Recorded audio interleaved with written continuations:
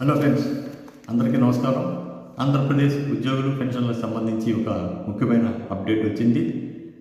ఉద్యోగస్తులు పెన్షన్లకు సంబంధించిన సమస్యల్ని పరిష్కరించేందుకు మంత్రుల బృందం ముందుకు వచ్చింది. దీనికి సంబంధించి ప్రభుత్వం ఒక ముఖ్యమైనటువంటి ఈఓ నోట్ని విడుదల చేసింది. మరి దీంట్లో ఉన్నటువంటి అంశాలు ఏమిటి అనేటువంటి విషయాన్ని వీడియోలో మనం మాట్లాడుకుందాం. ఎవరు కూడా వీడియోని స్కిప్ చేయకుండా పూర్తిగా చూడండి.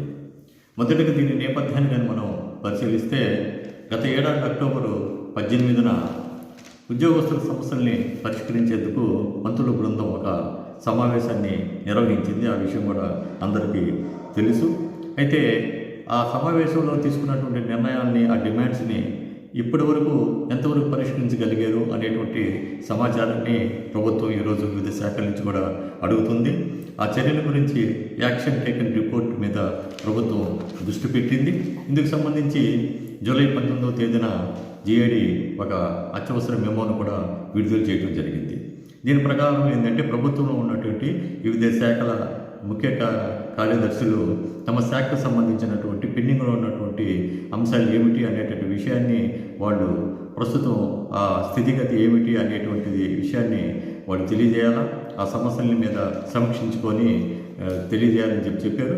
జూలై 20, 2026 అంటే ఈరోజు సాయంత్రం 5 గంటలకి సెక్రటరియట్లో మీటింగ్ హాల్లో కూడా సమావేశం నిర్వహించడం జరుగుతుంది. దీనికి ప్రభుత్వ ప్రత్యేక ప్రధాన కార్యదర్శి కూడా ఆధ్వర్యంలో జరుగుతుంది. కాబట్టి ఈ సమావేశానికి అప్డేట్ చేసినటువంటి సమాచారాన్ని, నివేదికని తీసుకొని హాజరు కావాలని చెప్పి ప్రభుత్వం వాళ్ళని కోరటం జరిగింది. ఈ విషయాన్ని మోస్ట్ అర్జెంటుగా కూడా పేర్కొంది. ఎందుకంటే ఈ సిద్ధం చేసినటువంటి నివేదికని నేరుగా మంత్రుల బృందానికి అందజేస్తారు. దాన్ని మంత్రుల బృందం కూడా తదుపరి జరగబోయేటటువంటి ఉద్యోగ సంఘ నాయకులతో జరిగేటువంటి సమావేశంలో మాట్లాడేదానికి అనువుగా దాన్ని తయారు చేయాలని చెప్పి అడగడం జరిగింది. దీనికి సంబంధించి కీలకమైన శాఖలు ఆర్థిక శాఖ, అదేవిధంగా ఎడ్యుకేషను, తర్వాత రెవెన్యూ, మెడికల్ హెల్త్, ఈ శాఖలన్నీ సంబంధించి కూడా వాళ్ళు హాజరు కావాల్సినటువంటి పరిస్థితి ఉంది. ఇది ప్రభుత్వం ఉద్యోగస్తుల సమస్యల పరిష్కారానికి ఒక అడుగు ముందడుగు వేసిందని చెప్పొచ్చు. అయితే ఈ సమావేశంలో ఉద్యోగస్తులకు అనుకూలమైనటువంటి అంశాలు నిర్ణయించబడతాయని చెప్పి ఎక్కువ మంది ఉద్యోగ పెన్షనర్లు ఆశపడుతున్నారు. వారి ఆశని ప్రభుత్వం ఏ విధంగా చేస్తుందనేది కూడా మనం గమనించాలి. అయితే దీనికి సంబంధించి గత సమీక్షా సమావేశంలో ఉద్యోగ సంఘాలన్నీ కలిపి కూడా దాదాపు 51 అంశాలని ప్రభుత్వం దృష్టికి తీసుకుని వెళ్ళి వివిధ శాఖల్లో ఉన్నటువంటి సమస్యల్ని, వాటిని ఏం పరిష్కరించారు, తర్వాత ఇంకా ఏం పరిష్కరించాలా అనేటువంటి విషయాన్ని కానీ మనం గమనిస్తే, మొదటిగా ఈ గురుకుల విద్యాలయాల్లో పనిచేసేటువంటి ఉపాధ్యాయులు, అదేవిధంగా ప్రభుత్వ రంగ సంస్థలో పనిచేసినటువంటి ఉద్యోగులకి పదవీ విరమణ వయసుని 60 నుంచి 62కి పెంచాలా అని చెప్పి చాలా కాలంగా వాళ్ళు అడుగుతూ ఉన్నారు. ఆ సమస్యని పరిష్కరించి దానికి సంబంధించి జీవో కూడా విడుదల చేయడం జరిగింది. అదేవిధంగా 2004 కంటే ముందు నోటిఫికేషన్ ఇచ్చి తర్వాత ఉద్యోగులు చేరిన వారికి సిపిఎస్ ఉద్యోగులుగానే గుర్తించారు. కాబట్టి ఆ సిపిఎస్ని రద్దు చేసి ఓపీఎస్లోకి మార్చాలని వాళ్ళు దాదాపు 2 దశాబ్దాల పాటు పోరాటం చేస్తున్నారు. అది కూడా ఆమోదించి చేయడం జరిగింది. ఇకపోతే పెన్షన్లకు సంబంధించి ఈ వాళ్ళకి ఇంట్రెస్ట్ అంటే జేఏఎస్కి సంబంధించినటువంటి రివైజ్డ్ ఇంట్రెస్ట్ని కూడా దాన్ని కూడా ఇవ్వాలని చెప్పారు. ఆ జీవో కూడా ఇవ్వడం జరిగింది. మొత్తం మీద అయితే ఈ 3 సమస్యల్ని వాళ్ళు పరిష్కరించారు. అయితే ఈ గురుకుల ఉపాధ్యాయులకి, అదేవిధంగా ప్రభుత్వ రంగ ఉద్యోగులు పదవి విరమణ వయసు కానీ, అదేవిధంగా సిపిఎస్ నుంచి ఓపీఎస్ మార్చడం కానీ చాలా గొప్ప విషయం. చాలామంది ఆనందంగా ఉన్నారు. ఇందుకు ప్రభుత్వానికి ధన్యవాదాలు తెలియజేయాలి. అందరూ కూడా హర్షం ప్రకటించాలి. అదేవిధంగా ఇంకా పెండింగ్లో ఉన్నటువంటి చాలా ఇబ్బందికరమైనటువంటి పరిస్థితి వాళ్ళకు ఉంది. కాబట్టి ఈ సమావేశంలో మంత్రుల బృందం కానీ, ఉద్యోగ సంఘాలు కానీ ఆ సమస్యల మీదే దృష్టి పెట్టాల్సినటువంటి అవసరం ఉంది. దాంట్లో ముఖ్యంగా పిఆర్సీ కమిషన్ని ఇప్పటికి 3 సంవత్సరాలైనా కూడా నియమించకపోవడం అనేది ఒకటి, అదేవిధంగా ఐఆర్ ప్రకటించాలని చెప్పి ఒకటి, తర్వాత డిఏ కానీ, డిఆర్ కానీ, పిఆర్సీ ఆర్ఆర్స్ ఇప్పుడు కూడా చెల్లించబడలేదు.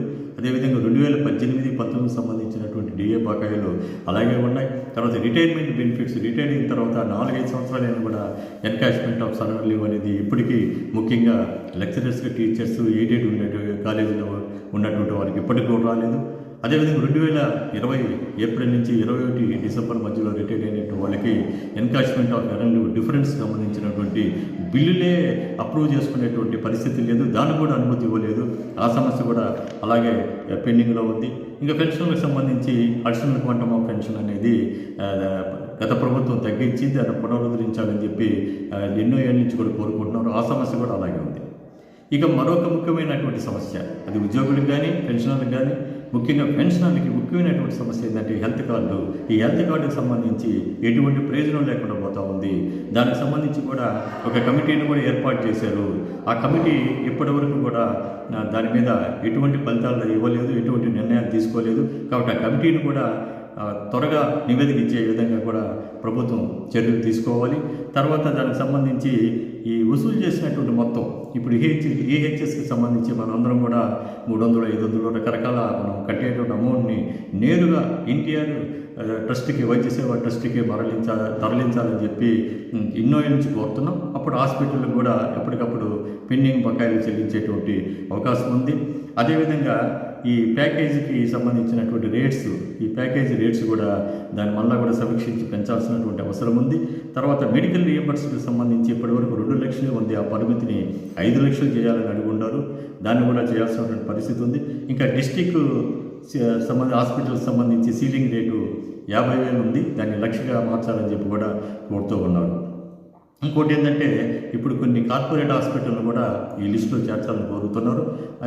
ఇటీవల కాలంలో హైదరాబాద్లో జరిగినటువంటి స్టేట్ గవర్నమెంట్ పెన్షనర్స్ అసోసియేషన్ సంబంధించి హైదరాబాద్ యూనిట్ వాళ్ళు కూడా నిమ్స్ హాస్పిటల్ని ఈ గుర్తింపబడినటువంటి జాబితాలో చేర్చాలని కోరుతూ ఉన్నారు. దానికి సంబంధించి వాళ్ళు ఎస్జీబీఏ రాష్ట్ర నాయకులకు కూడా ఒక రిప్రజెంటేషన్ ఇచ్చారు.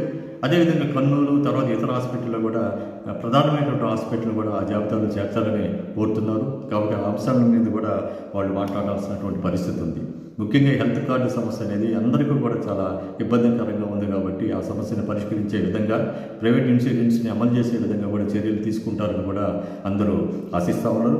ఇకపోతే కరోనా వచ్చిన సమయంలో చాలామంది ఉపాధ్యాయులు వారు చనిపోయినప్పుడు వారి పిల్లలకి కారుణ్య నియామకాలలో ఉద్యోగాలు భర్తీ చేయాల్సిన పరిస్థితి ఉంది.